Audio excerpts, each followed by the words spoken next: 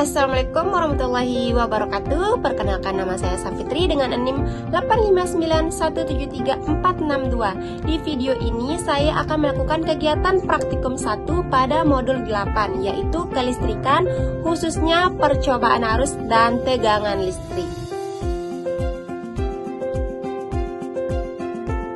Percobaan yang pertama yaitu percobaan arus dan tegangan listrik.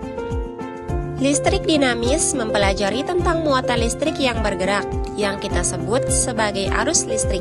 Arus listrik dalam suatu rangkaian dapat mengalir apabila kawat penghantar bersifat konduktor atau penghantar listrik yang baik. Sebaliknya, arus listrik tidak mungkin mengalir jika kawatnya bersifat isolator. Arus listrik ini mengalir karena adanya beda potensial atau tegangan, di mana alirannya bergerak dari potensial tinggi ke potensial rendah. Secara konvensional, arah arus listrik mengalir berlawanan arah dengan aliran elektron. Menurut hukum Ohm, besarnya arus listrik dalam suatu rangkaian selalu berbanding lurus dengan besarnya tegangan listrik dan berbanding terbalik dengan besarnya hambatan. Tujuan percobaan praktikum ini yaitu yang pertama menjelaskan aliran arus dalam suatu rangkaian listrik dan yang kedua menjelaskan pengaruh tegangan terhadap suatu rangkaian.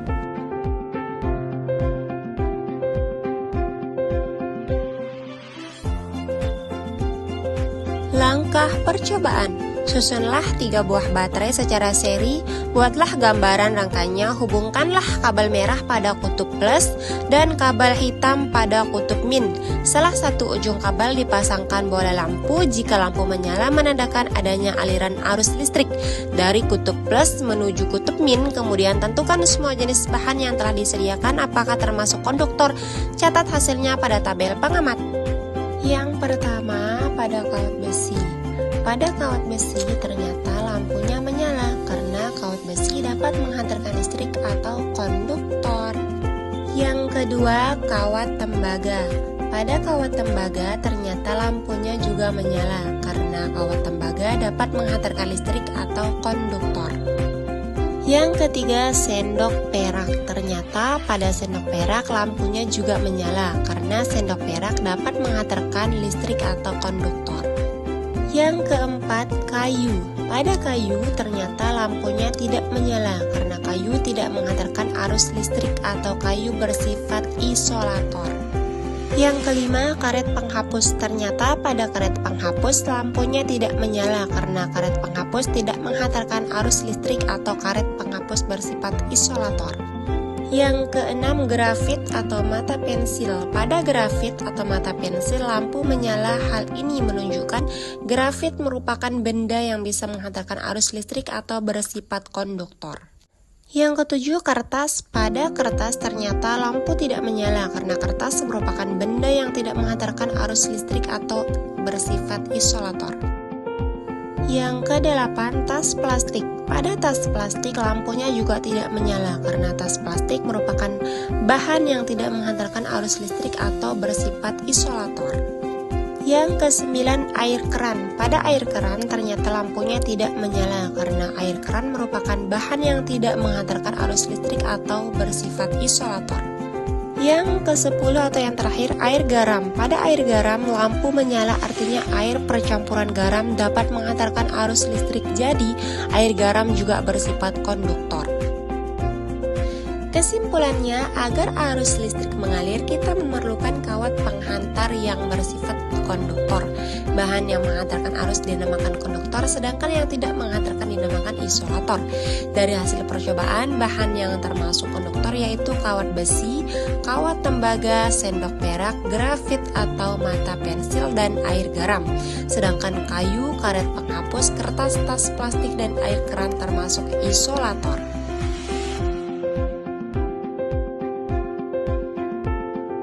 Percobaan pertama, buatlah rangkaian seperti berikut. Sambungkan pada baterai, amati apakah lampunya menyala. Ternyata hasilnya lampunya tidak menyala karena kedua ujung kabel berada pada muatan positif, sehingga rangkaian tersebut tidak ada tegangan listriknya.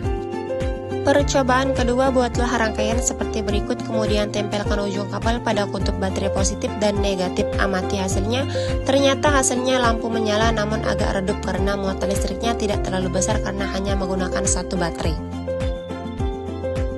Percobaan ketiga, buatlah rangkaian seperti berikut, tempelkan ujung kabel pada kutub positif dan kutub negatif pada baterai. Amati hasilnya. Ternyata hasilnya lampu menyala lebih terang karena muatan listrik lebih besar. Selanjutnya sama seperti sebelumnya, buatlah rangkaian seperti berikut, gunakan 3 baterai yang dirangkai secara seri. Amati hasilnya. Ternyata hasilnya menunjukkan lampu menyala lebih terang karena muatan listriknya lebih besar. Hal ini dikarenakan baterai yang digunakan lebih banyak.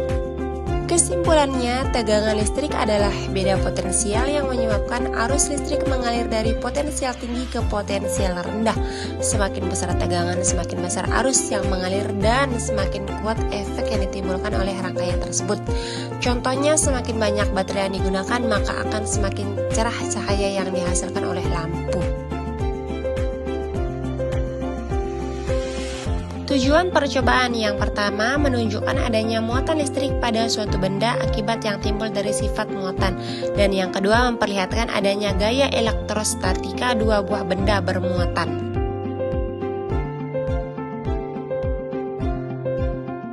Percobaan pertama, di sini saya sudah menyiapkan sisir plastik yang sudah digosokkan ke rambut. Kemudian kita lihat apakah yang akan terjadi bila didekatkan dengan potongan kertas. Pada potongan kertas terlihat tertarik oleh sisir plastik karena adanya muatan listrik. Namun akan saya amati apabila didiamkan beberapa saat, apakah ia masih bisa menarik potongan kertas. Setelah saya amati beberapa menit, sisir plastik tidak bisa menarik potongan kertas karena daya listrik sudah habis. Percobaan selanjutnya yaitu pada bola pingpong. Yang pertama, pada sebelah kiri saya akan menggosokkan dengan kain wol, pada bagian kanan digosokkan kain wol juga dan hasilnya akan terjadi gaya tolak-menolak. Percobaan kedua, sebelah kiri digosokkan dengan kain wol dan sebelah kanan digosokkan dengan plastik dan gaya yang terjadi adalah tarik-menarik. Yang ketiga, yang kiri digosok dengan kain wol dan yang kanan dengan nilon. Gaya yang dihasilkan adalah tarik-menarik. Pada sebelah kiri digosok dengan plastik dan kanan digosok dengan wol, gaya yang dihasilkan adalah tarik-menarik. Lanjut, bagian kiri digosok dengan plastik dan bagian kanan digosok juga dengan plastik, gaya yang dihasilkan adalah tolak-menolak. Pada bagian kiri digosok dengan plastik dan bagian kanan digosok dengan nilon, gaya yang dihasilkan adalah tarik-menarik. Lanjut lagi, pada sebelah kiri bola pingpong digosok dengan nilon dan bagian kanan digosok dengan wol, gaya yang dihasilkan adalah tarik-menarik. Pada bagian kiri digosok dengan nilon dan bagian kanan digosok dengan plastik, gaya yang akan terjadi adalah tarik-menarik. Yang terakhir, bagian kiri digosok dengan nilon dan bagian kanan juga digosok dengan nilon, gaya yang akan terjadi adalah tolak-menolak. Kesimpulannya, berdasarkan pengamatan yang telah dilakukan, dapat disimpulkan bahwa yang pertama, cara sederhana untuk memperoleh benda bermuatan listrik salah satunya adalah dengan digosok. Yang kedua, benda yang memiliki muatan listrik sejenis akan menghasilkan gaya tolak-menolak. Dan yang ketiga, benda yang memiliki muatan listrik tak sejenis akan menghasilkan gaya tarik-menarik.